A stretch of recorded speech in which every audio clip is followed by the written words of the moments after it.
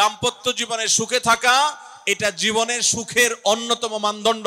যার দাম্পত্য জীবনে সুখী না, সে অনেক সম্পদশালী হতে পারে, অনেক প্রভাবশালী হতে পারে, অনেক পদের অধিকারী হতে পারে, অনেক বড় দায়িত্বশীল হতে পারেন, অনেক বড় নেতা হতে পারেন, অনেক বড় পরিচিত পপুলার মানুষ হতে পারেন, তিনি সুখী না। সুখের অন্যতম বড় একটা প্যারামিটার হলো দাম্পত্য জীবনে সুখী হওয়া, স্বাচ্ছন্দ্যশীল হওয়া। টাকা পয়সা এবং সামাজিক অবস্থান দিয়ে মানুষ সুখী হয় না। আমাদের কাছে অনেক মানুষ এসে চোখের পানি ফেলেন, তাদের সামাজিক অবস্থান অনেক মজবুত, কিন্তু তারা পারিবারিকভাবে সুখী নন।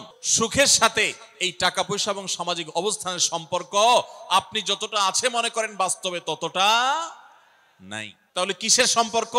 আসুন আমরা সেই জায়গায় চলে যাই। নাম্বার 1, আপনার দাম্পত্য জীবনের সুখের জন্য সর্বপ্রথম এবং প্রধান করণীয় হলো আল্লাহ তাআলার কাছে অনেক আগে থেকে দোয়া করতে থাকা।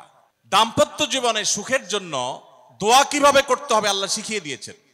রব্বানা হাব লানা মিন আজওয়াজিনা ওয়া যুররিয়াতিনা কুররাতা আয়ুন। আল্লাহ, আমার পরিবারের সদস্যরা যেন এমন হয় যে তাদেরকে দেখলে আমার নয়ন জড়িয়ে যাবে। ওয়াজআলনা লিল মুত্তাকিনা ইমামা। আর আমাদের সবাইকে, গোটা পরিবারকে আপনি মুত্তাকিদের ইমাম বানায় দেন, সৎ মানুষ বানায় দেন। কারণ সৎ যদি না হয়, আল্লাহ ভীরু যদি না হয়, তাহলে কখনো তাদের মাধ্যমে আপনি সুখ শান্তি পেতে পারেন না। তাহলে প্রথম করণীয় দাম্পত্য জীবনের সুখের জন্য, সুখী দাম্পত্যের জন্য আল্লাহর কাছে দোয়া করতে থাকে। সূরা ফুরকানের ৭৪ নম্বর আয়াত, এর পাশাপাশি আরো যত আয়াত আছে, অথবা সাধারণভাবে আপনি আল্লাহর কাছে, আল্লাহ আমি ভালো সঙ্গী যেন পাই সেজন্য দোয়া করতে থাকবো। আল্লাহ আমাদেরকে তৌফিক দান করুন। দাম্পত্য জীবনের সুখের জন্য দ্বিতীয় গুরুত্বপূর্ণ বিষয় হলো জীবন সঙ্গীর সঙ্গে নির্বাচন করার ক্ষেত্রে অন্য যাই থাকুক আর না থাকুক, ধার্মিকতা আছে কিনা এটা দেখতে হবে। এটা যদি দেখেন তাহলে সেক্ষেত্রে ইনশাআল্লাহ আপনি সুখী হবেন। এখানে মুশকিল হলো আজকাল মেয়েদের বোরকা পরলেই মনে করা হয় ধার্মিক, ছেলেরা নামাজ পড়তেছে মনে করা হয় ধার্মিক। এটুকুই শুধু ধার্মিকতার সংজ্ঞা নয়। ধার্মিকতার সবচেয়ে বড় সংজ্ঞা হলো কোরআন এবং হাদিসের সামনে সে নিজেকে আত্মসমর্পণ করে কিনা, সে সারেন্ডার করে কিনা। আল্লাহর নির্দেশ পেয়েছে, রাসূলের নির্দেশ পেয়েছে, আল্লাহর নিষেধাজ্ঞা রয়েছে, সেই জায়গায় সে থেমে যায় আর সে আগে বাড়ে না, নিজেকে সমর্পণ করে দেয়, মাথা নত করে ফেলে। এরকম যদি হয় তাহলে সেই ছেলে নিয়েও সুখী থাকবেন, সেই মেয়ে নিয়েও সুখী থাকবেন। আমি বিশেষ করে মেয়ের বাবারা যারা নিজের মেয়ে বিয়ে দেওয়ার জন্য সরকারি চাকরিজীবী খুঁজেন, পয়সাওয়ালা খুঁজেন, বড় বড় পদে থাকা মানুষগুলোকে খুঁজে বেড়ান, আমি তাদেরকে বলি আপনার মেয়ের জন্য ফজরের নামাজের সামনের কাতারে থাকা যুবকগুলোকে খুঁজে বের করেন। দাম্পত্য জীবনের অনেক গুরুত্বপূর্ণ একটা পয়েন্ট হলো এটা, যে আপনি তার রূপ লাবণ্য, সামাজিক অবস্থান, সম্পদ, পয়সা কড়ি এগুলো দেখেন বা না দেখেন, প্রধান বিবেচ্য বিষয় হবে তার ধার্মিকতা। এটা যদি দেখেন ইনশাআল্লাহ দেখবেন যে আপনি সুখে থাকবেন। তৃতীয় যে পয়েন্টটি বলতে চাই তা হলো দাম্পত্য জীবনে সুখী হতে হলে সবর এবং শকর, এই দুইটা মূল মন্ত্রের কোনো বিকল্প পথ খোলা নেই। সেটা স্বামীর জন্য প্রযোজ্য, স্ত্রীর জন্য প্রযোজ্য। স্বামী হিসাবে আপনি স্ত্রীর অনেক অনিয়মতা দেখতে পাবেন, অনেক কিছু দেখতে পাবেন, আপনার আকাঙ্ক্ষা, আপনার চাহিদা, প্রত্যাশার বিপরীত, আপনাকে সবর করতে হবে। দাম্পত্য জীবনে টুকটাক সমস্যা হবেই, এটা প্রত্যাশিত। মনে রাখবেন এই জিনিসটা যদি আপনি আগে থেকে মাথায় রাখেন তাহলে আপনার কষ্ট অনেকখানি দূর হয়ে যাবে। দাম্পত্য জীবনে যদি স্বামী স্ত্রী উভয়ে যদি ধৈর্যশীল না হয়, সবরকারী না হয়, হুটহাট রিয়াকশন করে ফেলে, কখনো দাম্পত্য জীবনে সুখী হওয়া সম্ভব নয়। আপনার স্বামীটা হয়তো অমানুষ, সে আপনাকে গালিগালাজ করে কিন্তু চরিত্রহীন না। অনেকের স্বামীটা খুব ভদ্র কিন্তু চরিত্রহীন, ব্যবহার ভালো করে চরিত্রহীন, তাদের কষ্ট আপনার চাইতে কম না, নিশ্চয় আপনি তার চাইতে ভালো আছেন। মানুষ এভাবে যখন ভালো দিকগুলো চিন্তা করবে তখন তার ভিতরে শকর আসবে। তাহলে দাম্পত্য জীবনে সুখ শান্তির জন্য তৃতীয় করণীয় হলো সবর এবং শকরের চর্চা করা। আল্লাহ আমাদের সবাইকে তৌফিক দান করুন। 4 নম্বর হলো স্বীকৃতি দিতে জানা। অনেক লোক আছে নিজেকে খুব শিয়ানা মনে করে, স্বামী হয়ে বউর তারিফ করতে রাজি না, বউ হয়ে স্বামীর তারিফ করতে। দাম্পত্য জীবনের সুখের জন্য একে অন্যের তারিফ করার কোনো বিকল্প নাই। এই জন্য দাম্পত্য জীবনে সুখ শান্তির জন্য একে অন্যকে ভালোবাসা, প্রশংসা করতে জানা, বিশেষ করে স্বীকৃতি দিতে জানা, ভালো গুণগুলোর কথা বলা, এটা হারিয়ে গেছে। অনেকে মনে করে যে না, ভালো গুণ বললে মাথায় উঠবে, এটা ভুল। মাথায় উঠবে সেটা ব্যালেন্স করার জন্য আপনাকে অন্য কাজ করতে হবে, কিন্তু তাই বলে প্রশংসা করতে কার্পণ্য করা যাবে না, স্বীকৃতি দিতে হবে। 5 নম্বর হলো দাম্পত্য জীবনের সুখ শান্তির জন্য একে অন্যের কনসার্নের জায়গাগুলো আছে, ইস্যুগুলো আছে, এগুলোকে মাথায় রেখে চলতে হয়। যেমন আপনি স্বামী হিসাবে বউয়ের বাপের বাড়ির মানুষদের বদনামি থাকলেও করবেন না, কারণ কোনো মেয়ের কাছেই নিজের বাপ মা, নিজের ভাই বোনের কোনো দোষ শুনতে ভালো লাগে। ঠিক একইভাবে মা বোনরা যারা আছেন তারা স্বামীদের দুর্বল পয়েন্টগুলোকে মাথায় রাখবেন। যে কথা বললে স্বামী স্ত্রী উভয় জানেন যে যেটা বললে তার মনে কষ্ট হয় সেটা তাকে বলবেন না। এই বিষয়গুলো মাথায় রেখে চলা, যে কি বললে তার কষ্ট হয়। ইনশাআল্লাহ এতে দাম্পত্য জীবনে সুখ শান্তি হবে।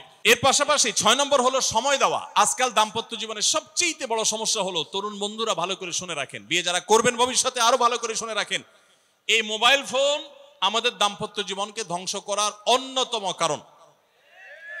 অতএব আল্লাহর ওয়াস্তে মোবাইলগুলোকে নিয়ন্ত্রণ করেন, মোবাইলগুলোকে নিয়ন্ত্রণ করেন। বাসায় ঢোকার আগে মোবাইলের গলা চিপে বন্ধ করেন, এরোপ্লেন মুড করেন, ফ্যামিলিকে একান্তে কিছু সময় দেন। যত অশান্তি এবং যত ঝগড়া, যত ভুল বোঝাবুঝি আমাদের ফ্যামিলিগুলোতে হয়, এর অন্যতম প্রধান কারণ হলো এই মোবাইল এডিকশন, মোবাইল আসক্তি। স্বামী বলেন স্ত্রী বলেন উভয় একান্তে, স্বামী স্ত্রী বাসা বাড়িতে তো অবস্থান যতদিন করবেন, ব্যবসা বাণিজ্য কাজ কাম আল্লাহর হস্তে, এগুলো সব জমা রেখে তারপর স্বামী স্ত্রী এক অন্যকে সময় দিবেন। ইনশাআল্লাহ দাম্পত্য জীবনের সুখ শান্তি আসবে। 7 নম্বর পয়েন্ট হলো অন্যের সুখের মিথ্যা গল্প শুনতে যাবেন না।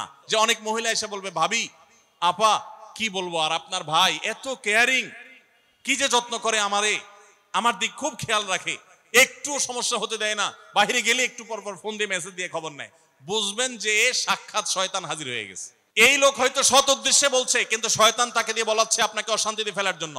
মনে রাখবেন তাদের সংসারে এমন এমন অশান্তি হয় যেগুলো হয়তো আপনাদের হয় না, শুধুমাত্র শয়তান ওইগুলো আপনার সামনে হাজির করছে। খবরদার ওইগুলো দেখে খুব সহজেই একে অন্যের প্রতি জাজমেন্ট করতে যাবেন না। 8 নম্বর ক্ষমা করতে শেখা। দেখুন, ক্ষমা করতে না পারলে দাম্পত্য জীবনে কেন, কোন জীবনে আপনি কখনো সুখী হতে পারবেন না। আপনি যদি বলেন যে কতবার ক্ষমা করব, যতবার আপনি আল্লাহর কাছে ক্ষমা আশা করেন, আপনি আপনার স্ত্রীকে, আপনি আপনার স্বামীকে, আপনার জীবন সঙ্গীকে, যে কোনো মানুষকে ততবার ক্ষমা করবেন। আপনি জীবনে একই পাপ কতবার করেন, আল্লাহ মাফ করবেন আশা করেন না, তাহলে আপনার আল্লাহর বান্দাকে কেন আপনি ক্ষমা করবেন না? বিধায় ক্ষমা করা এটা শিখতে হবে।